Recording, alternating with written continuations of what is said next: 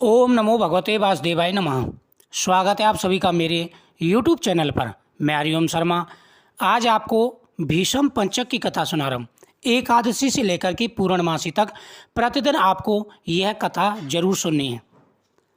एक समय राजा परीक्षित ने महात्मा व्यास जी से पूछा कि हे भगवान, हमें कार्तिक मास की कथा आपने सुनाई और उससे भी एकादशी से लेकर पूर्णमासी तक इन 5 दिनों को भीष्म पंचक के नाम से क्यों कहा जाता है? कृपा करके हमें यह बताइए। राजा परीक्षित ने वेद व्यास जी से पूछा कि प्रभु ये बताइए, कार्तिक मास की कथा तो आपने सुनाई जिसमें भगवान कृष्ण की कथाओं का गुणगान है और प्रत्येक महत्व आपने अच्छी तरह समझाया, लेकिन एकादशी से पूर्णमासी तक जो 5 दिन होते हैं इनको भीष्म पंचक के नाम से क्यों जाना जाता है, ये बताने की कृपा करें। इस संबंध में हम जानना चाहते हैं और इन 5 दिनों के व्रत के बारे में हम जानना चाहते हैं, इससे क्या लाभ होता है। महात्मा व्यास ने कहा कि हे परीक्षित, कुछ समय पहले काशीपुरी में बहुत ही निर्धन सोमेश्वर नाम का ब्राह्मण रहता था। अब व्यास जी राजा परीक्षित से कह रहे हैं कि राजा परीक्षित ध्यान से सुने। प्राचीन समय में सोमेश्वर नाम का एक ब्राह्मण रहता था जो काशीपुरी में रहता था। वह बहुत ही निर्धन था, उसके पास धन नहीं था, उसका शरीर बहुत ही कमजोर था, परंतु वह भगवान विष्णु का भक्त था। कार्तिक मास में वह रोज भगवान की पूजा किया करता था और गंगा स्नान करता था। उसका शरीर दुर्बल था, लेकिन फिर भी उसने नेम नहीं छोड़ा। नियमित रूप से भगवान विष्णु की पूजा करता था और कार्तिक मास में प्रतिदिन गंगा स्नान भी करता था। जब तक वह गंगा स्नान न कर ले कोई भी कार्य नहीं करता था। विष्णु जी का पूजन करता, पर एक दिन वह शरीर से पीड़ित होते हुए गंगा स्नान करने गया और एक दिन उसके शरीर में काफ़ी पीड़ा थी, लेकिन फिर भी वह गंगा स्नान करने के लिए गया हुआ था। पर उससे घाटों की सीढ़ियाँ उतरी ही नहीं जाती थीं।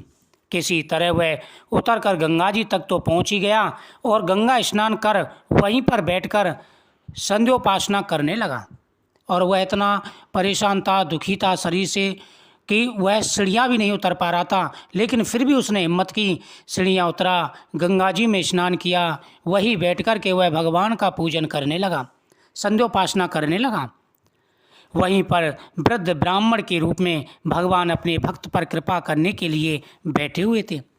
कहते हैं कि गंगा के स्नान पर कार्तिक मास में स्वयं भगवान विष्णु भेष बदल करके देखते हैं कि कौन मेरा भक्त है, कितनी भक्ति से वहाँ पर पूजा कर रहा है। भगवान विष्णु भेष बदल करके वहाँ पर बैठे हुए थे अपने भक्तों के उद्धार के लिए, जहाँ पर वह ब्राह्मण भी बैठा था। भगवान ने ब्राह्मण को बड़े कष्ट में देखकर पूछा कि हे ब्राह्मण, तुम्हारी ये स्थिति तो स्नान करने की नहीं है, फिर भी तुम ऐसी अवस्था में स्नान के लिए आए हो, कहो क्या चाहते हो। भगवान ने कहा कि हे ब्राह्मण, तुम्हारा शरीर बहुत कमज़ोर है, तुम्हारे शरीर में इतनी शक्ति नहीं कि तुम गंगा स्नान करने आओ, फिर भी तुम गंगा स्नान करने आए हो, क्या चाहते हो। ऐसे वचन सुनकर वृद्ध ब्राह्मण ने कहा कि हे भगवान, मैं बहुत ही गरीब ब्राह्मण हूँ, इसी से लोगों में अपमानित हूँ और तकलीफ पाता हूँ, इसी कारण मैं हमेशा परेशान रहता हूँ। यदि आप कोई उपाय बता सकते हो तो मैं आपके अपने ऊपर दया समझूंगा। और ब्राह्मण ने हाथ जोड़ के कहा कि हे भगवान, यदि आप मुझ पर दया रखते हो तो कृपा करके कोई ऐसा कोई साधन बताइए, कोई उपाय बताइए जिससे मेरी गरीबी दूर हो। गरीबी के कारण मैं अपमानित होता हूँ, इसी की वजह से मैं काफ़ी कष्ट भोग रहा हूँ, कई प्रकार की परेशानियाँ मैं भोग रहा हूँ। अगर आपके पास कोई ऐसा उपाय है तो आप मुझे ज़रूर बताएं। मैं बहुत ही गरीब हूँ, इसी से मैं परेशान रहता हूँ। यदि आप कोई उपाय बता सकते हो तो मैं आपकी शरण में आया हूँ। ब्राह्मण के ऐसे वचन सुनकर भगवान रूपी ब्राह्मण ने कहा, हे ब्राह्मण सुनो, यह कार्तिक का महीना चल रहा है। अब ब्राह्मण ने कहना प्रारंभ किया कि हे ब्राह्मण, देखो मैं तुम्हें उपाय बताता हूँ, तुम्हें क्या करना है। यह जो महीना चल रहा है ये कार्तिक मास का महीना है, जो भगवान विष्णु का विशेष प्रिय महीना है। इसमें शुक्ल पक्ष की एकादशी से लेकर पूर्णमासी तक जो ये 5 दिन होते हैं इनको भीष्म पंचक के नाम से पुकारा जाता है। हे ब्राह्मण, एकादशी से लेकर के और पूर्णमासी तक जो 5 दिन चलते हैं इनको भीष्म पंचक कहते हैं। ये पांचों एकादशियां कही जाती है, इनका महत्व तो एकादशी के समान ही होता है। 5 दिनों तक तुम गंगा के पुत्र महात्मा भीष्म को जलदान दो। अब तुमको क्या करना है कि प्रतिदिन आना है एकादशी से लेकर पूर्णमासी तक, और प्रतिदिन गंगा के पुत्र महात्मा भीष्म के नाम से आपको जल देना है, उनको तर्पण देना है। जलदान दो और गंध अक्षत पुष्पों से उनका पूजन करो और भगवान विष्णु की पूजा तुलसी पुष्प आदि से करो। इससे तुम्हारा कष्ट दूर हो जाएगा और तुम अंत में विष्णु लोक में निवास करोगे। हे ब्राह्मण, जो ये 5 एकादशियाँ हैं, इन एकादशियों का विशेष महत्व होता है। 5 दिन लगातार तुमको गंगा स्नान करना है और गंगा में खड़े होकर के भीष्म के नाम का तुमको जलदान देना है और पुष्प अर्पण करने हैं। साथ ही भगवान विष्णु का तुलसी के पुष्पों से, तुलसी की मंजरी से और तुलसी पत्रों से पूजन करना है, जिससे तुम्हारी सारी गरीबी, सारी परेशानियां दूर होगी और अंत में तुम्हें वैकुंठ लोक की प्राप्ति होगी।